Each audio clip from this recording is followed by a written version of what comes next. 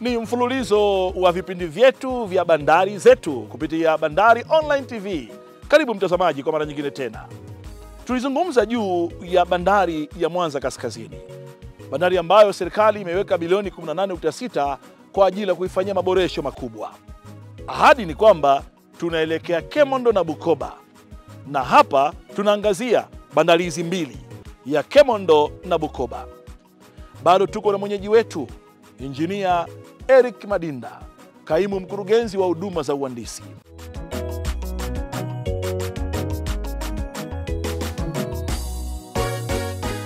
Bandari ya Kemondo yenyewe maboresho yake yamefanyika na sasa tunasema kwamba ujenzi na maboresho yamekamilika.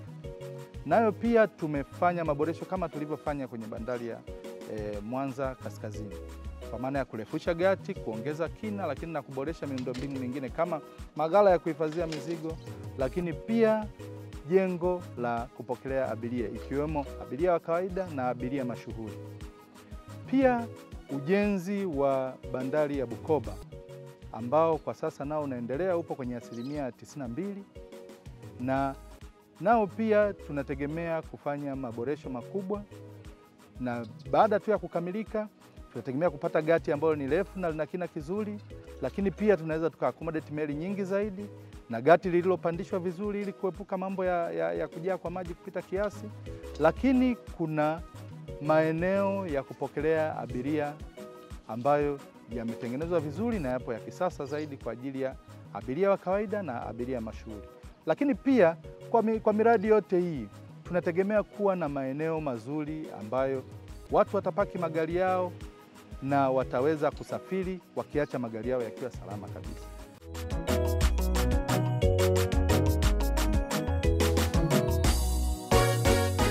Swali la kujiuliza ni je, kwa namna gani utekelezaji wa mradi huu wa upanuzi na maboresho utakuwa rafiki kwa mazingira?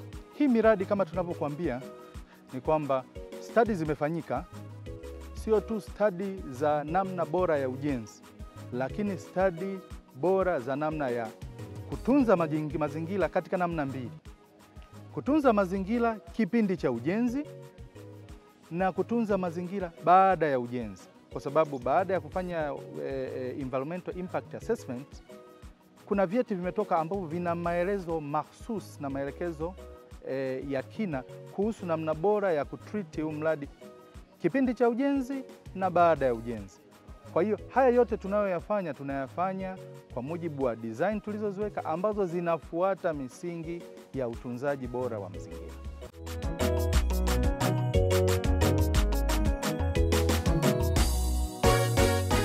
Na mtazamaji, ni mfululizo wa vipindi vinavyoangazia miradi mbalimbali ya maboresho, upanuzi na ujenzi wa bandari hapa nchini Tanzania.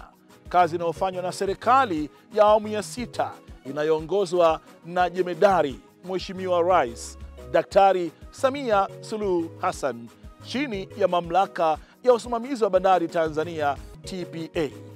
Kazi hakika inaendelea. Nasi kupitia kurugenzi ya masoko na uhusiano ya TPA tutakujuza mengi kuhusu miradi hii, tukitembea nchi nzima kuangazia utekelezaji wa maboresho ya bandari unaofanywa na serikali kila pembe ya Tanzania. Kwa niaba ya kurugenzi ya masoko na uhusiano wa TPA, mimi ni Enoch Bwigane, nyuma ya kamera iko Omar Khalid. Endelea kuwa nasi kupitia Bandari Online TV. Usisahau kusubscribe channel yetu uyapate madini mengi kuhusu TPA na bandari zake. Lakini pia mitandao yetu ya kijamii ifuatilie, tukujuze masuala mbalimbali yanayotekelezwa na mamlaka ya usimamizi wa bandari Tanzania TPA, ikiwa inaongozwa na serikali ya Jamhuri ya Muungano wa Tanzania. Kazi iendelee. Huduma bora, uhusiano mwema na wadau, tunajivunia TPA. Asante Rais wetu Samia Suluhu kwa kutushika mkono TPA. Asante Wizara ya Ujenzi na Uchukuzi. isonge mbele, kazi iendelee.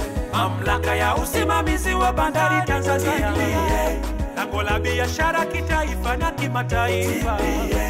Mamlaka ya usimamizi wa bandari Tanzania,